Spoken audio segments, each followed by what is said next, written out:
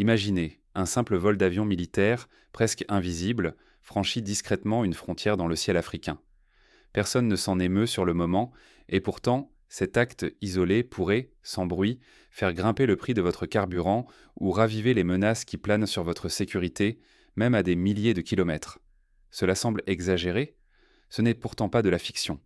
Ce scénario s'est joué pour de vrai au Sahel, à la toute fin de l'année 2025, et il a déclenché une onde de choc insoupçonnée.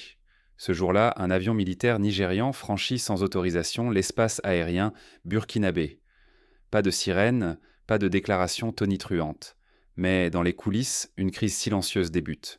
Les autorités du Burkina Faso, soutenues par l'Alliance des États du Sahel, l'AES, réagissent aussitôt, avec fermeté et sang-froid. Pourquoi ce simple incident, à première vue technique, a-t-il fait vaciller tout un équilibre régional? Parce qu'il touche à un principe sacré, la souveraineté. Dans un Sahel déjà ébranlé par l'instabilité, chaque incursion est vécue comme une provocation, un test des limites. Céder, c'est perdre la maîtrise de son territoire face à un géant comme le Nigeria. Résister, c'est risquer l'escalade. Ce n'est pas la première fois dans l'histoire que la violation d'un espace aérien déclenche une crise majeure. Rappelez-vous de l'incident de l'U-2 en 1960, quand un avion espion américain fut abattu au-dessus de l'Union soviétique. Cet événement avait bouleversé la diplomatie mondiale et mis en péril un sommet crucial entre les États-Unis et l'URSS. De la même manière, chaque incursion, même minime, dans un espace aérien souverain, met à l'épreuve la résistance des acteurs locaux et internationaux. Mais le jeu dépasse largement l'Afrique de l'Ouest. Ce qui se passe au-dessus du Burkina Faso résonne sur tout le continent et bien au-delà. Stabilité régionale, flux pétroliers, routes migratoires, trafic d'armes, sécurité des métropoles occidentales, tout est lié. Un incident aérien ici, et le lendemain, c'est la hausse du coût de l'énergie, la volatilité des marchés mondiaux, ou encore une recrudescence des tensions sécuritaires chez vous. Prenons l'exemple de la crise ukrainienne en 2022. L'invasion d'un pays dans une région lointaine pour beaucoup de citoyens européens ou américains a provoqué une flambée mondiale des prix du gaz et du pétrole. Des ménages en France, en Espagne, aux États-Unis ont subi des hausses de factures sans précédent, simplement à cause d'un bouleversement à des milliers de kilomètres. Au Sahel, la structure des interdépendances est similaire, voire plus fragile encore. Ignorer ce genre d'alerte, c'est courir le risque de voir l'instabilité du Sahel s'inviter à votre porte. Factures plus salées, climat d'insécurité, perte de contrôle politique. En 2025, la moindre faille dans la surveillance du ciel sahélien peut déclencher un effet domino dévastateur, jusque dans les pays les plus éloignés. Comment exactement cela pourrait-il arriver? Imaginez qu'une crise mal gérée au Burkina Faso fasse fuir les investisseurs. Les compagnies pétrolières, craignant une escalade, suspendent leur activité ou augmentent leurs prix. Les États voisins, inquiets d'un débordement, renforcent leur contrôle frontalier, ralentissant le commerce et la circulation des biens essentiels. Rapidement, la hausse des coûts logistiques se répercute sur les marchés mondiaux. Mais comment ce vol apparemment anodin a-t-il pu provoquer un tel bouleversement? Pour le comprendre, il faut plonger dans le contexte brûlant du Sahel, à la veille de cette crise. À la fin de 2025, le Sahel est déjà sous tension extrême, tiraillé entre les influences étrangères, les menaces djihadistes et la quête fébrile d'autonomie. C'est dans cette atmosphère électrique qu'éclate l'incident aérien. Le ciel du Sahel n'est plus ce vaste vide indifférent. Il est devenu le théâtre d'une lutte quotidienne pour l'autonomie, la sécurité et la survie. Sous ce bleu implacable, chaque avion qui le traverse est un message politique, chaque trajectoire un acte de souveraineté, chaque anomalie une menace pour l'équilibre de millions de vies. Prenons un exemple très concret. Le Mali, pendant la décennie précédente, avait vu des drones étrangers survoler son territoire pour surveiller ou cibler des groupes armés. À chaque incursion non autorisée, la population locale s'interrogeait: qui contrôle vraiment notre pays? Les réponses maladroites des autorités ne faisaient en autre qu'alimenter la défiance, fragilisant encore la cohésion nationale. En l'an 2025, la région refuse d'être un simple carrefour où s'entrecroisent les intérêts étrangers. L'Alliance des États du Sahel, ou AES, incarne cette volonté inédite. Rejeter le statut de corridor imposé par les grandes puissances, refuser l'effacement et revendiquer le droit de décider de son propre avenir. Dans ce contexte, l'espace aérien prend une importance cruciale. Ce n'est plus seulement surveiller qui vole où, c'est disposer d'une veille permanente, pouvoir ravitailler des troupes, lancer des frappes ciblées ou interdire toute incursion indésirable. C'est la frontière invisible qui consacre ou délégitime un État. Maîtriser son ciel, c'est exiger le respect et l'acceptation de ses frontières. Pour illustrer ce point, pensez à la Corée du Sud. Ce pays a investi des milliards dans la surveillance aérienne et la défense anti-aérienne, non pas seulement pour se protéger de la Corée du Nord, mais pour affirmer chaque jour son existence souveraine sur la scène internationale. Au Sahel, le défi est similaire, mais avec des moyens infiniment plus modestes. Longtemps relégué à la marge, le Burkina Faso veut désormais imposer ses propres règles. S'opposer à une violation, c'est quitter le rôle d'objet pour devenir acteur. C'est affirmer devant la population que la protection du territoire ne se négocie plus, même lorsque l'intrus s'appelle Nigeria, la puissance régionale par excellence. Pour les citoyens, la souveraineté n'est pas un mot abstrait. Elle conditionne la sécurité du village, la stabilité des marchés, la confiance envers l'État. Lorsque le gouvernement proclame que notre ciel n'est pas une autoroute internationale, il répond à l'aspiration profonde de ne plus subir, mais de choisir son propre destin. Prenons le cas d'un simple habitant de Ouagadougou. Il sait que si son gouvernement laisse passer n'importe quel avion sans contrôle, demain ce seront peut-être des drones armés ou des trafiquants qui utiliseront ce ciel pour menacer sa famille. L'enjeu n'est donc pas seulement symbolique, il est vital, quotidien, concret. Mais le risque est immense. Si le Burkina Faso ou l'AES échouent à faire respecter leur autonomie, le Sahel tout entier peut s'enfoncer dans le chaos. Cela signifierait plus d'insécurité, des économies locales fragilisées, des migrations accrues et des conséquences en cascade sur les prix de l'énergie, la sécurité alimentaire, la stabilité de régions entières, bien au-delà de l'Afrique. Pour donner un exemple historique, rappelons-nous la crise des missiles de Cuba en 1962. Un incident, une provocation, et le monde entier a retenu son souffle, car les conséquences d'une escalade pouvaient être catastrophiques. De la même manière, chaque violation aérienne dans une région instable comme le Sahel peut être le point de départ d'une crise aux dimensions imprévisibles. Gérer un incident aérien n'est plus une affaire de simple paperasse. C'est un test de souveraineté, de crédibilité, de maturité diplomatique. C'est pourquoi ici, la moindre anomalie dans le ciel se transforme en affaire d'État, scrutée par tous. Mais comment, en décembre 2025, une simple erreur de plan de vol a-t-elle déclenché cette onde de choc régional ? À l'origine, un vol militaire nigérian, prétendument autorisé, pénètre l'espace aérien burkinabé. Mais ce qui aurait pu n'être qu'un incident technique va révéler des failles et des tensions bien plus profondes.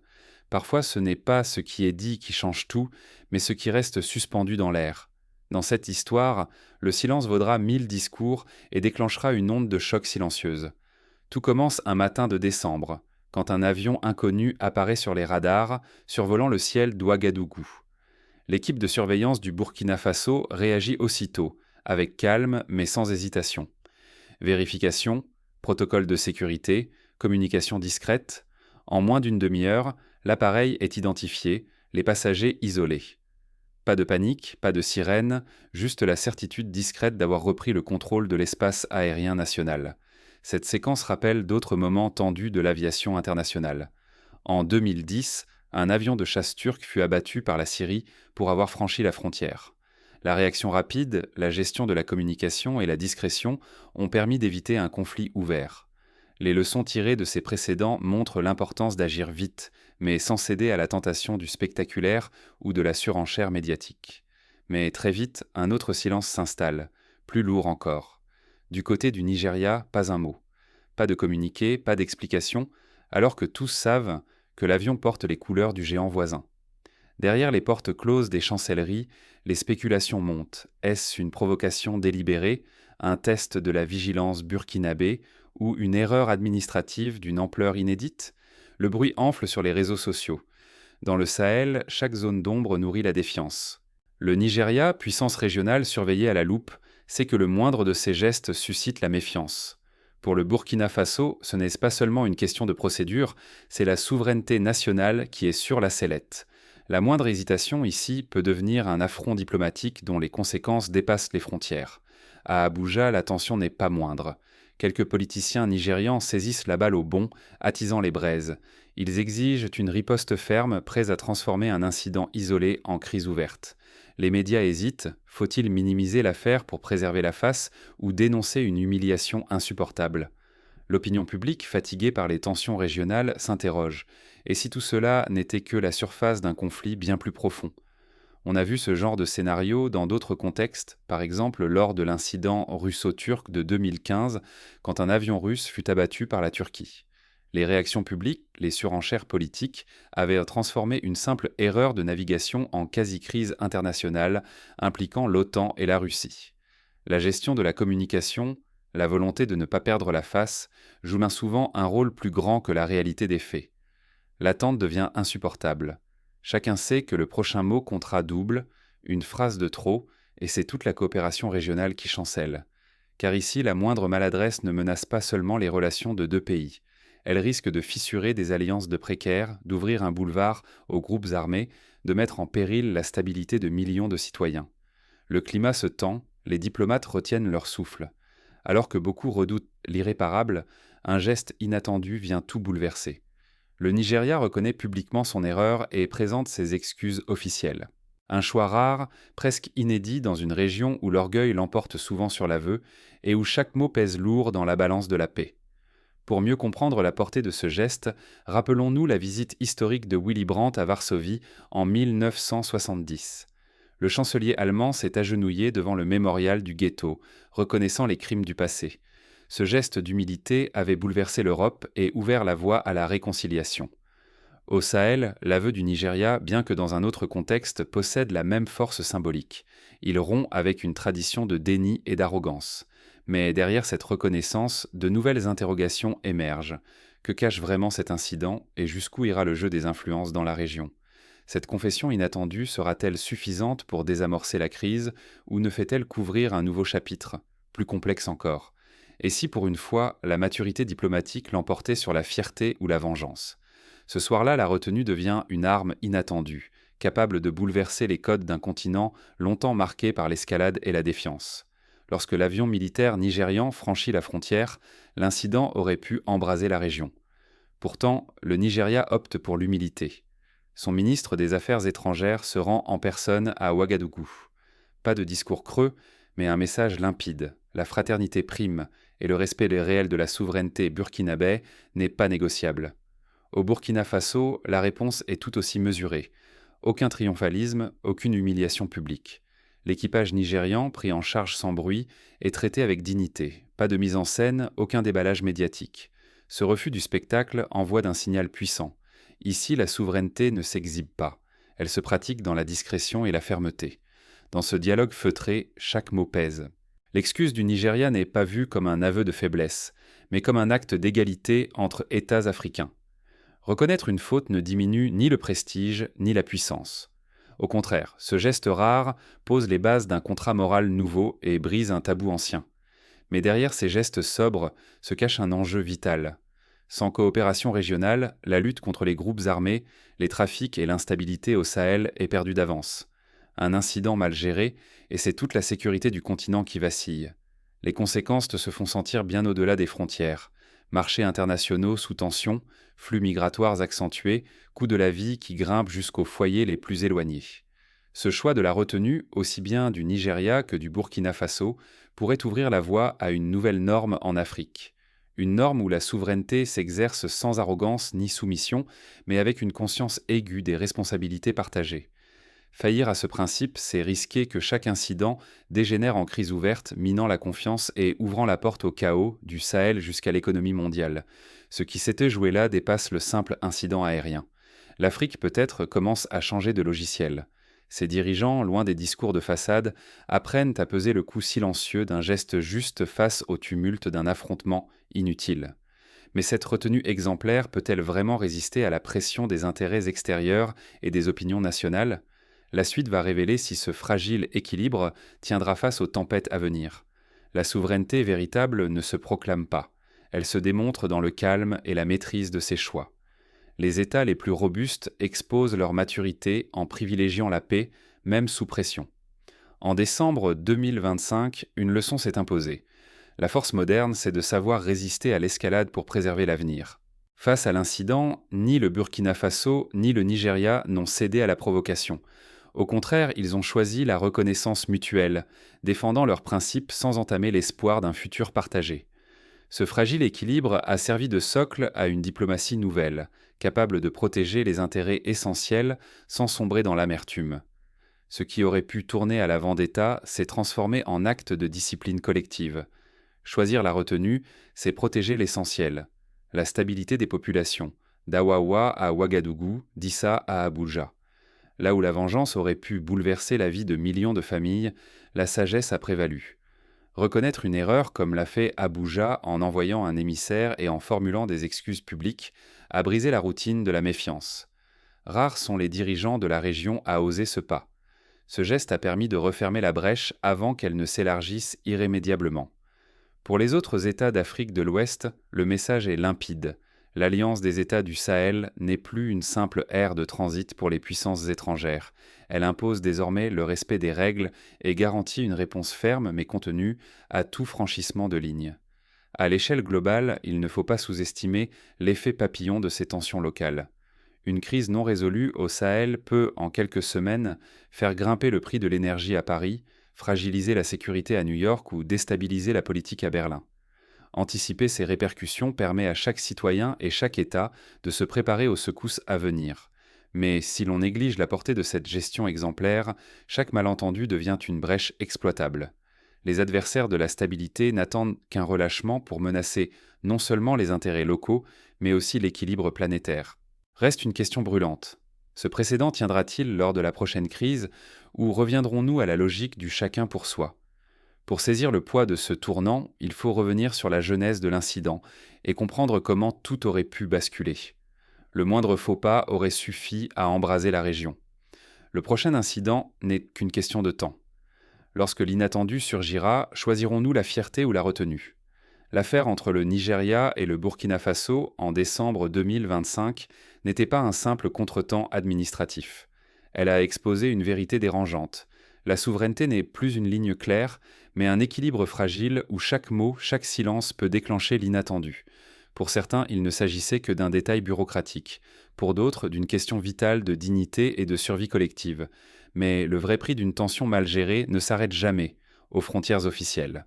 Les répercussions d'une crise négligée, d'un geste d'orgueil ou d'un refus d'assumer une erreur se propagent bien au-delà du Sahel. Un conflit évité aujourd'hui peut préserver demain la stabilité du marché de l'énergie, la sécurité de milliers de familles et la confiance fragile qui unit les peuples. Le risque, c'est de croire que ce genre d'incident ne concerne que l'Afrique de l'Ouest.